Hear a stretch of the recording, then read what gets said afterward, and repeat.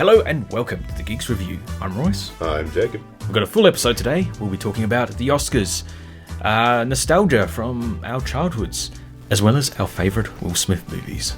Well, yeah, why not? I mean, it's topical. Yeah. I figured, we are a movie show and, we're not really talking about anything new. We keep delving back into stuff from years ago. So I mean, it's nice to look back and fondly remember the things you loved as when you were a child and all that. Or teenagers, or 2 years ago. Before the dark times, before the Empire. So we're just going to briefly go over a bit of the winners of the Oscars and sort of report, who won what and whether we saw anything. I don't think so. No, because the Oscars is a load of nonsense, and no one actually wins because the movie was good. They win because they should have won a few years ago, but didn't because someone else should have won that year. The Oscars is just one big... I'm trying not to use naughty words. It's just a circular pat on the back of everybody telling each other how good they are at their jobs, and the awards mean nothing. Well, CODA is interesting. This is it stands for Children of Deaf Adults. Apparently, it sort of popped up on my radar because the lead actress in it is a young woman called Amelia Jones, and she was in Doctor Who 10 years ago as a child. No, blimey. And now she shows up and she looks like Jenna Coleman, who she was on Doctor Who with. Just like she's absorbed her power and become... You've been assimilated. Yes. But apparently there was having to learn, I think it was American Sign Language opposed to British, but I don't know. It sort of seems like it was a very genuinely made film. It wasn't made to get Oscar buzz, but it just got it. Sort of like Parasite in a way a few years ago. Yeah, whereas a lot of movies are made as Oscar bait, and then they get the prize because, we better give them a prize. They made a fancy Oscar bait movie. Even though best makeup always goes to some nonsense biographical pick with nice makeup instead of the incredible makeup work on sci-fi shows and fantasy series. Oh, God, remember Suicide Squad won the best makeup next to bloody Star Trek Beyond. Star Trek Beyond was just phenomenal, and Suicide Squad has only got, lasting power because other better films using the same name have come out since. But also with CODA, Troy Kotsur won Best Supporting Actor. He's a deaf actor, and he was actually involved in The Mandalorian, who came up with the sign language for the Tusken Raiders to use. Oh, that's cool. Yeah, which I remember being really fascinated by because I've been trying to learn sign language for years. Not very good at it, but I think it's something a lot more people should put effort into learning. That one. Best Director went to Jane Campion, who's just involved in so much drama nowadays. I haven't bothered looking into it. But she won for Power of the Dog. My boy Kenneth Branagh on the list, though, Mr. Shakespeare himself. Yeah, he won for Best Original Screenplay, Belfast. I know it was shot in black and white, and Jamie Dornan from, Mr. Grey, or 50 Shades of Grey, how about that? Hilarious. Best Adapted Screenplay also went to CODA. Best Supporting Actress went to Ariana DeBose, who was in West Side Story, I believe it was. She was. Not got around to seeing that yet, but it's really surprising that has become available to watch on streaming so soon after it was in cinemas. Crazy to me is that remade West Side Story again. From what I've heard, I haven't seen the original for a while, but what the original fails at doing, the new one succeeds at doing, and vice versa.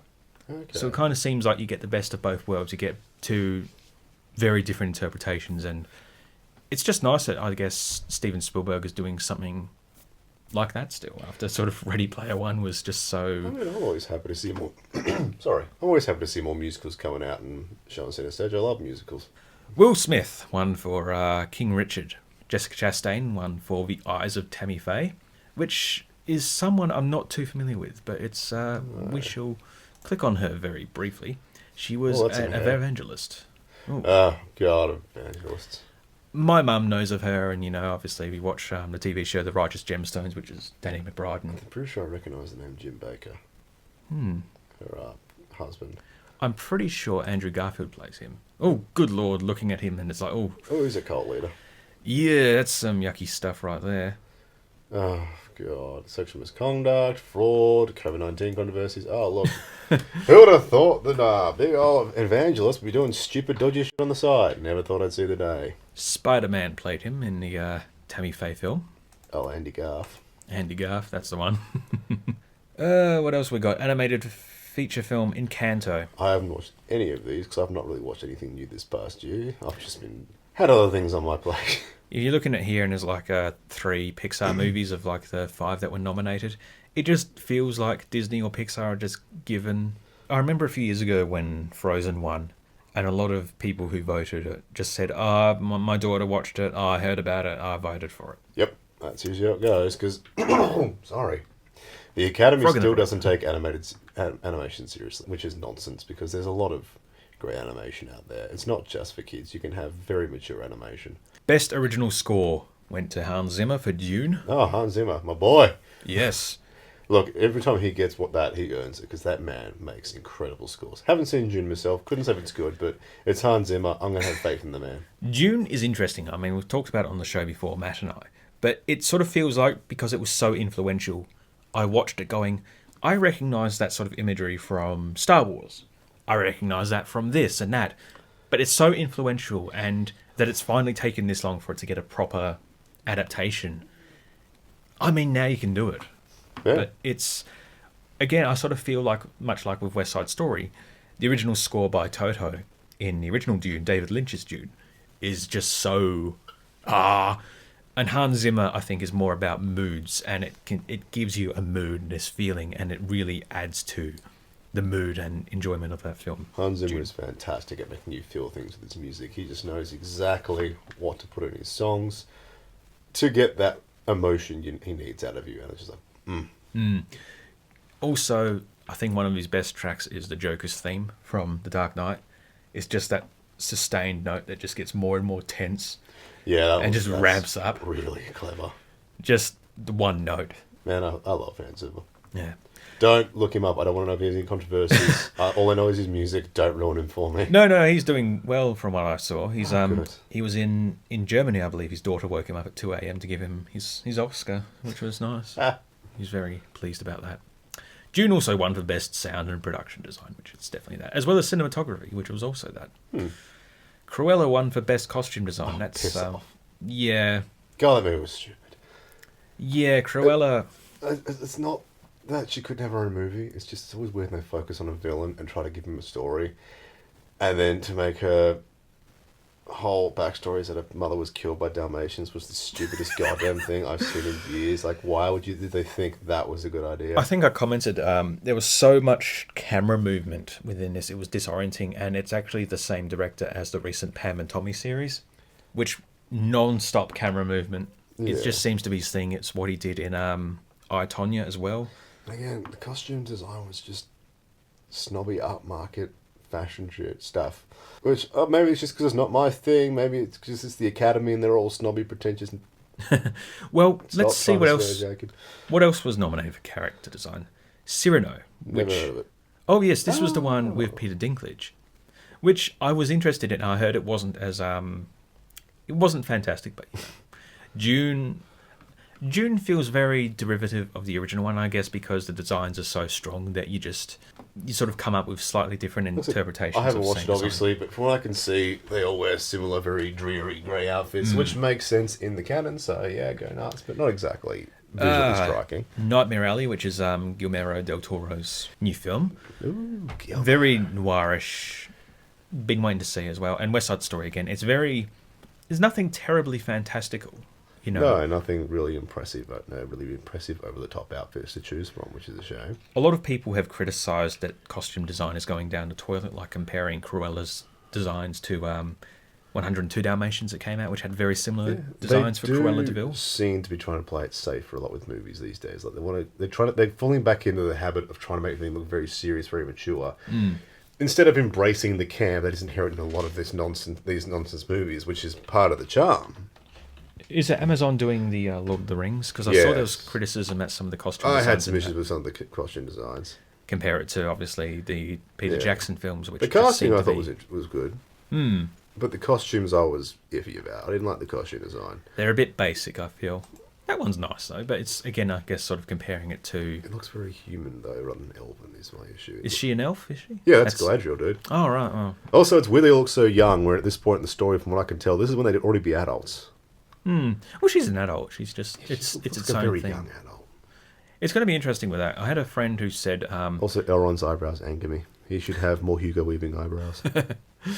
A friend said they could never get into Lord of the Rings, which, you know, It's understandable. I found it a bit difficult. I have watched them, but I've always found it a bit sort of difficult to really get on board with it. Yeah. For some reason. And he was saying that he really loved the Mortal games, which was sort of fan fiction in a way. And he says, with this new series, it is essentially going to be more fan fiction because it's not explicitly based upon any particular... adapting certain stories from the Silmarillion and all that. Apparently they're not. They couldn't even get the rights to that. So oh my it's god, all... so what's the point? Well, yeah, that is what's the point. But also, it could sort of have potential for someone with respect to the universe to kind of go, let's come up with some new stuff. Let's base it upon whisperings. Let's just do some crazy fan fiction with a budget. Which could be interesting. It could be a gateway. It could be going like... Could still be fun. I'm hoping it's good. I really want it to be good. Yeah. Just give the dwarven ladies beards. That's all I ask. And I've heard things like, no one complained in The Hobbit. Yes, we did. As soon as we saw that shitty little beard on Killy's face, we're like, what the hell is that? Is he... Oh, because all the males were supposed to have... Well, yeah, the whole thing with dwarves is their big bushy beards. There is a lady dwarf in The Witcher who had a beard. Which is good. More dwarves. With more lady dwarves with beards. And yeah, she had a proper beard. Yeah, Look at that. That's a tremendous beard. It's much better. Series 2 that was in. But yes, that's basically our thoughts on the Oscars. Final thoughts, the Oscars are nonsense. Don't bother with them. They're not worth the trouble.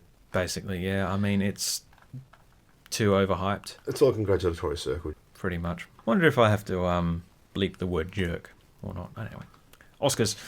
Men in Black. It's a congratulatory circular down south handshake. We were going to talk a little bit about the Will Smith movie Men in Black, which I guess we sort of agreed was our favourite. Yeah, because it's a classic. The entire trilogy is just brilliant. I love it. I guess people sort of might dismiss it now, sort of being a disposable, just action comedy, but it was quite out there, and it still is quite out there. For when it came out, it was one of the craziest things that had come out in a long time. It was just very out there, very funny, very over the top, very Will Smith just coming up French Prince of Bel-Air style. Tommy Lee Jones is fantastic as well. Oh, he's great. Just the difference between the two of them. Their chemistry in those movies were fantastic. You had Tommy Lee Jones' very stone-faced, dour, serious, monotone portrayal of Agent K. Then you have Will Smith, youthful exuberance, over the top, Fresh Prince of Bel-Air. A very Will Smith role. Yeah. For that period of his career. Vincent D'Onofrio as the villain, the bug, absolutely. Edgar. God-tier acting. My God, the man, I don't know how he did it. He just made you believe he was a bug in a dude suit. He physically transforms so much in like his facial performance and his movement. Like when he comes out as the farmer before the bug skins him and wears him for the rest of the year. Yeah. He's almost like two completely different people. Vincent D'Onofrio is insane in this. Like he should have got... Yeah, he was great. And he's probably one of the highlights in the movie, just how incredible his acting was. It's just this dude in the bug in a dude suit. There's so much to it. I don't think any film has really been able to compare to it since. There hasn't been anything that's really grabbed you and gone like, this is this, Well, like when they made the new Men in Black a few years ago, they didn't capture the same essence of it. That was so dreary. Oh my gosh. It just felt like it was missing something. It was missing the charm. It went to show because it sort of felt like Thor Ragnarok fanfiction because he had Tessa Thompson and Chris Hemsworth. Yeah, but they were both playing really just dull, one-dimensional characters. Yeah, it really shows that you need that creative vision, the writing, and the actors. And yeah, I don't give the actors more power of their performance. Yeah. Give them more input. That's why Ragnarok worked. I mean, Ragnarok is great, but it's part of a series. And it's like the third Thor film, the 18th or something in that series. I mean, you maybe look at Iron Man. Okay, which, much like Men in Black, was based on a cartoon and based on a comic, sorry. Although it did have a cartoon, didn't it? Lacked something still, because obviously people praise the beginning, they praise the middle, but the end sort of falls apart with that. And Men in Black is just sort of consistently running that high throughout. And honestly, the weakest entry in the series probably would have been the second one. I think so, which was still a fun movie. But and the third one was great, but even then it was kind of like, it's not quite the same. Yeah, it's an interesting one, but the first one is just at all time fantastic classic, if you ask me. It's just ridiculously good fun. A lot of praise is put on films which are often difficult watches. Yeah, it's just that natural pretension of the Academy. They just want to seem like they're the enlightened, intelligent upper crust of the movie world, so they have to watch these deep, sad, gritty, hard to watch miserable series and say, yes, the suffering is Monsters sublime. Monsters Ball with Halle Berry and Billy Bob Thornton is a very powerful but not a very nice watch. A lot of the movies they say it's the best don't get very nice watches. People. The Pianist, bloody directed by that man who's evaded capture for years. That horrible. Julian Assange. Harvey Weinstein. No, the other. He was caught. There's the guy. Roman Polanski. That's the one. Yeah. Oh, that seedy, creepy. Yeah, I got to the end of that Expletive. film where it's like, World War II, and let's see gratuitous scenes of, mass murder and genocide. And you get to the end and it's like, how friggin' dare you? You tricked me into watching a Roman Polanski film. How friggin' dare you? Are you getting off on this, Roman? Is this what's going on here? It's very Why are so many big, prolific directors just the creepiest dudes you're going to meet? Parasite, though. Have you seen Parasite? No, I've heard fantastic things about it, though. The only thing... I guess people kind of look at foreign films as being more intellectual because you've got to read subtitles. But apart from that, it's really just like... It's original. And it's just kind of that brilliance, I think, that's sort of very similar to... I've got to say, the past decade or so, Korea has been on fire. They've been releasing so much good stuff from over there. Oh, yeah, BTS are taking over the world. It's like the Korean Renaissance. Like their influence in overseas audiences. Obviously, they've been doing fine in their own country for God knows how long, but now it's starting to reach further out, which is fantastic, because Koreans make some cool stuff, man. Yeah. South Koreans, that is. We don't talk about their friends up north. Shout out to I don't know if I can do a shout out on the radio, but shout out to my friend Kerry in London, who's a big BTS fan, and definitely introduced me to them.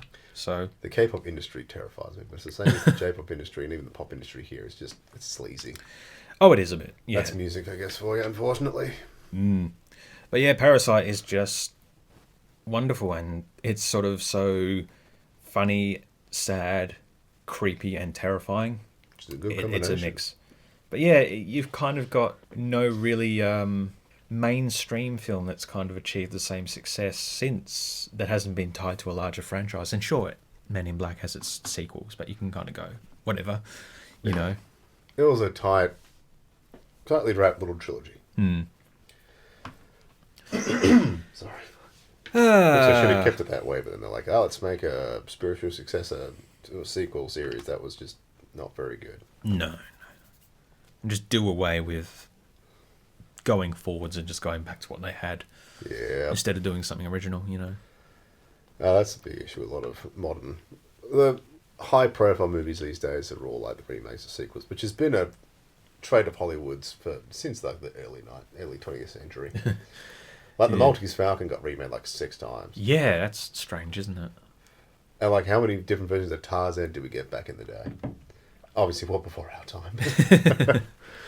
It's always been a thing of Hollywood and stuff like that. They're just going to keep remaking, doing sequels, spiritual successors, because that's easy.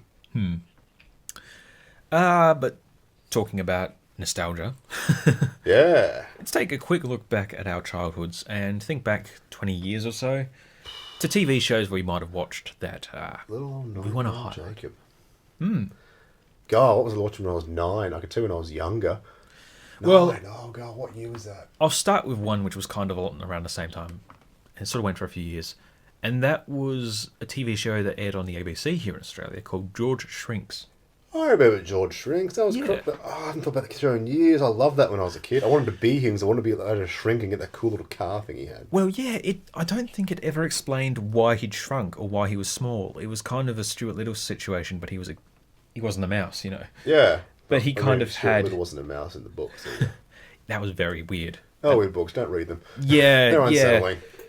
It's always when you go and watch a movie and you're like, it's based on a book, and you read the book and it's like, the character's now suddenly twice their age. And it's like reading Michael Crichton's Jurassic Park novels. I'll basically like, oh God, Michael.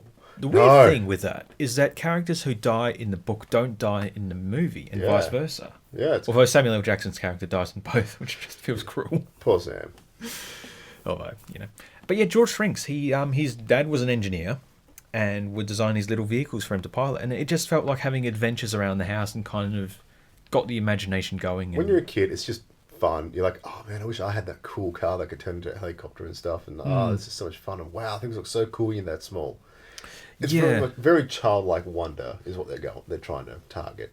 There was something there was like a clip they always played in the promo when George comes to Australia, and they show Australia on the map, and it's just this god-awful blob. It's not even vaguely shaped like Australia at all. America forgets Australia exists sometimes, I think.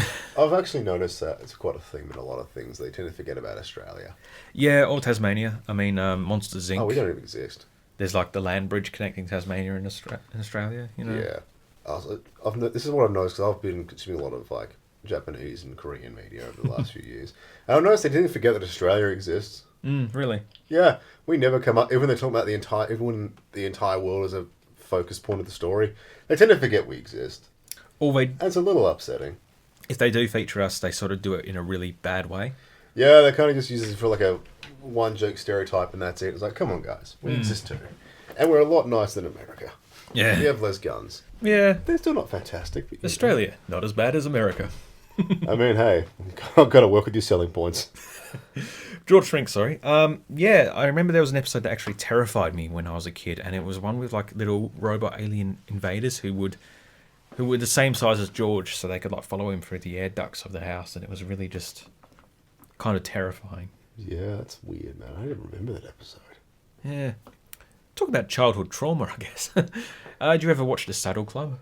I did, and the girl died. Did she? One of the in real life. Oh man. I can't remember the name. She actually, I think it was actually in a horse accident. She died. Oh gosh, a bit tragic. Let's have a look. Yeah, my sister loved that show as a kid. I watched it with her because I had no standards as a kid.